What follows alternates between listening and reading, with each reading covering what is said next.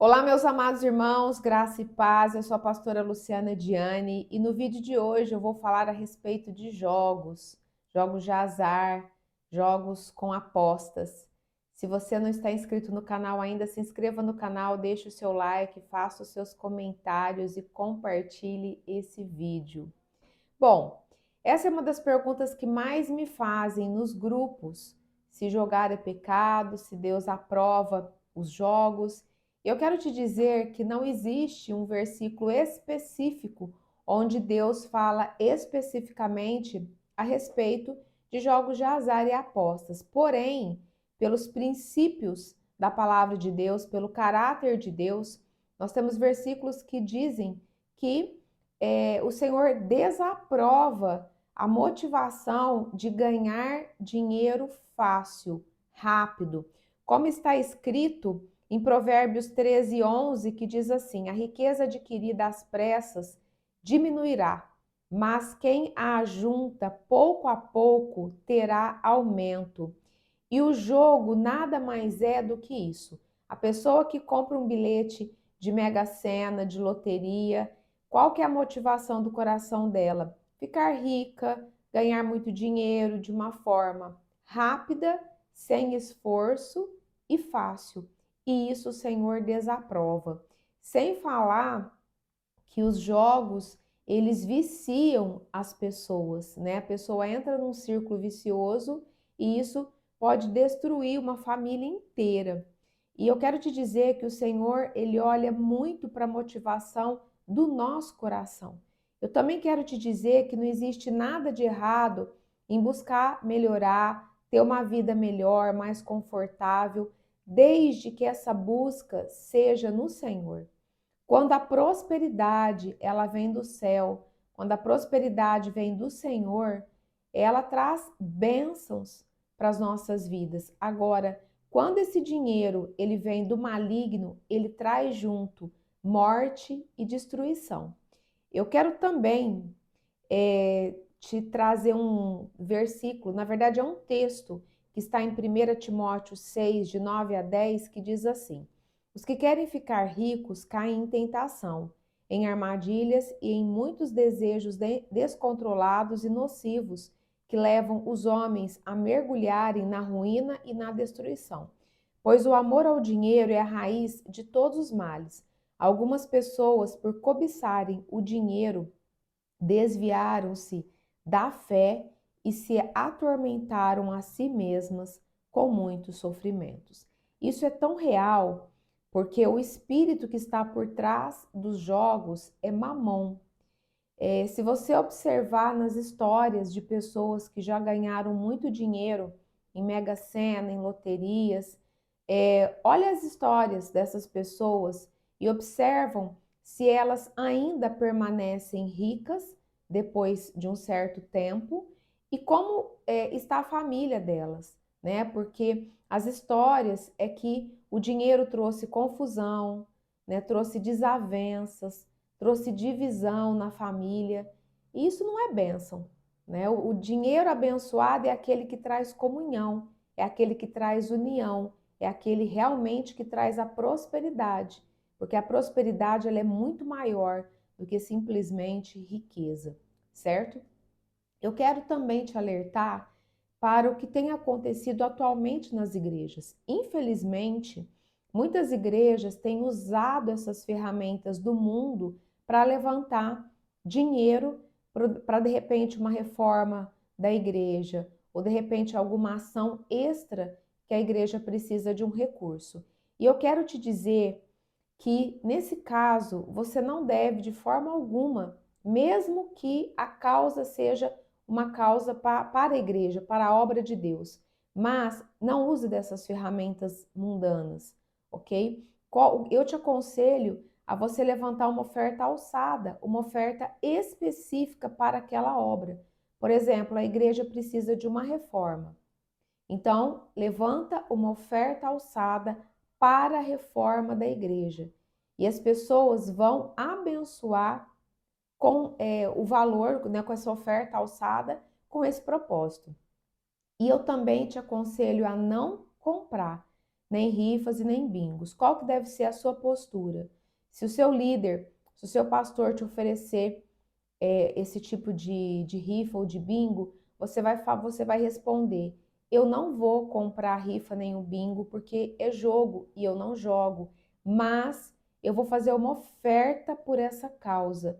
Eu não quero participar do sorteio, mas eu vou abençoar sim a igreja, porque nós, enquanto filhos de Deus, nós precisamos sim abençoar a obra de Deus. Eu sou totalmente a favor disso, desde que as ferramentas usadas seja a palavra de Deus. E a palavra tem, se você for ler em Êxodo, Levítico, ali nos livros da lei, nós temos vários, né, no Pentateuco, nós temos vários tipos de oferta, né, que a igreja pode levantar e que vai ser bênção tanto para quem oferta como para quem recebe, certo? Muitas pessoas me perguntam se o consórcio é jogo. O consórcio não é um jogo. O consórcio, eles fazem um grupo, determinam um valor específico, de repente é um consórcio para uma casa, ou de repente é um consórcio para um carro, ou até coisas menores. Então, eles vão colocar um valor onde você vai pagar mensalmente e vai ter uma determinada quantidade de pessoas que vai compor aquele grupo por um determinado tempo. Então, até o final daquele prazo estabelecido, todas as pessoas do grupo serão contempladas. Então, o consórcio não é o jogo, não é um jogo. E eu quero falar um pouquinho a respeito dos jogos online. Cuidado com os joguinhos que os seus filhos ou seus netos ou seus sobrinhos estão jogando no celular. Satanás, ele tem usado esses joguinhos digitais, esses joguinhos de aplicativo, para trazer não só vício para as crianças, mas num contexto de morte, de agressividade, e isso não é saudável para sua criança, ok? Então não permita esses jogos para sua, enfim, para a criança que está mais próximo de você. Tem muitas pessoas também que me perguntam se nós não podemos jogar nenhum tipo de jogo. Eu quero te dizer que existem muitos jogos educativos que faz bem, né, para as crianças, para os adolescentes. Por exemplo, eu quando eu era criança, adolescente, eu gostava muito de jogar. E o que que eu jogava? Eu jogava xadrez, dama, torrinha, war, banco imobiliário. Eu gostava de montar aqueles quebra-cabeças de muitas peças, jogo de memória.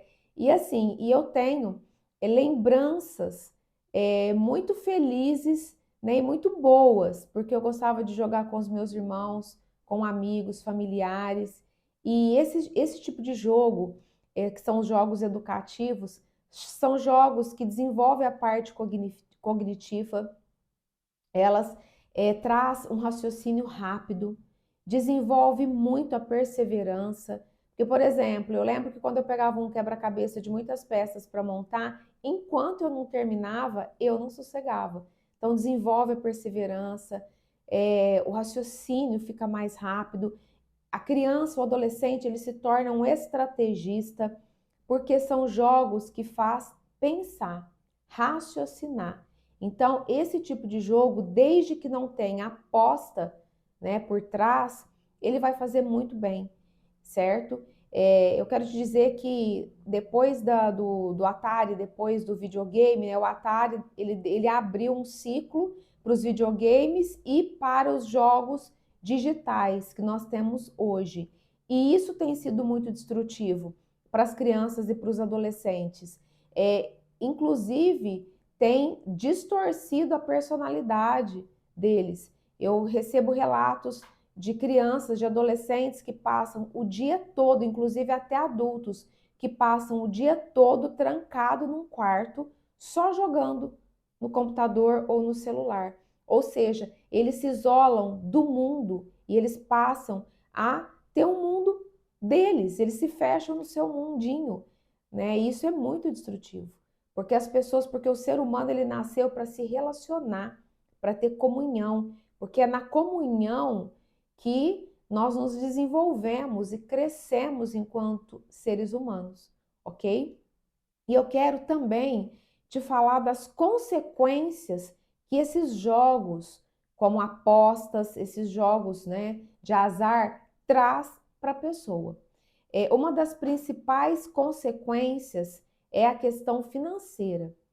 São perdas, miséria, escassez, falta de rompimento, dificuldade financeira. Por quê? Porque o jogo, ele é um investimento em trevas. Como eu disse anteriormente, ele provoca vícios e eu tenho notícia de famílias inteiras que foram destruídas, perderam tudo por conta de jogos. Então, ele traz essa consequência espiritual para a pessoa. E às vezes, não é nem você que teve problema com o jogo, mas às vezes o seu pai, a sua mãe ou algum antepassado que jogava, que perdeu muito em jogos, de repente deu prejuízo para outras pessoas e de repente você está colhendo uma iniquidade que veio de pais e de antepassados, ok? Então eu vou te ensinar agora como você resolver isso. Em primeiro lugar, você tem que se arrepender caso essa iniquidade seja sua ou mesmo que não for sua, você precisa arrepender por essa iniquidade dos seus pais e dos seus antepassados envolvidos com esse tipo de jogos, certo? Então você se arrepende e você vai confessar para um pastor ou para um líder que tenha essa visão do mundo espiritual, essa visão desse ministério de cura e libertação. Você vai confessar para ele com arrependimento no coração e ele vai desligar, né? Ele vai concordar com a sua oração de confissão de pecado e de arrependimento e vai desligar essa condenação da sua vida. E então você vai buscar do Senhor e você vai fazer uma oferta remissiva para essa pessoa que te ouviu, ok? Porque isso é muito importante também para cessar essa maldição sobre a tua vida. Eu te convido a assistir dois vídeos que eu publiquei recentemente no meu canal do YouTube, que chama Libertação Financeira.